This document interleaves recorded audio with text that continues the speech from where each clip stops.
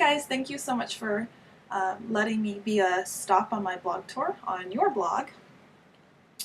I think I'll begin by telling you a little bit about the true story that Founder is loosely based on.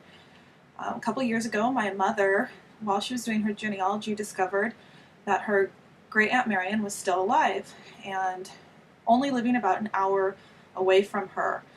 So this was very exciting news to my mother. She didn't know very much about her father's side of the family, and so she traveled to go and visit her. Her name was Marion, and found out that Marion wasn't a very nice old lady. She was very grouchy and grumpy and really wasn't receptive to any of my mother's questions. About a week after my mom visited her, she actually passed away. Marion didn't have any family members besides us, and so we were left with her possessions and her home ended up being quite the hoarder's house of horrors, and it took us quite a while to clean it out and go through all the garbage and things. So while we were doing that, we found a series of newspaper articles, magazine articles, and journal entries that ultimately became the basis of my novel Founder. About a year ago, I woke up from a dream, and in this dream, my main character, one of the main characters, Marta, was running through the jungle, and she was asking for help. And so, basically, when I woke up, the dream was so vivid that I started writing it down and started doing some research about the Amazon and what would have happened if the colony that my aunt had tried to create in the Amazon jungle actually still existed. I did show a few of the copies of these newspaper articles on one of my previous blog stops. We don't often show these pictures to anybody because outside of the family they're slightly embarrassing and we don't really like to talk about them much. But here we go. So this is a picture of my Aunt Marion, and you can see she's in her little halter and grass skirt there.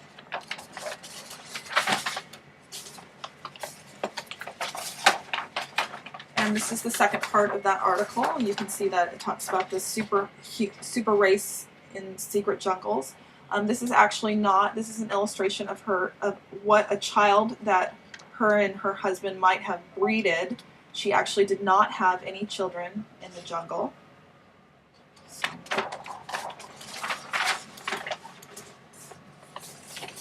Here's another one. This is another illustration. As you can see, blonde girl hermit in the jungle. There's a real picture of her there in the corner, looking out to the jungle beyond. And then a picture of her, or an illustration of her swinging through the trees there with the monkeys and the birds and things, looking a little crazy. And then here's the last one that I'm going to show you. It's another picture of Marion, and then there is the hut that she lived in while she was in Ecuador.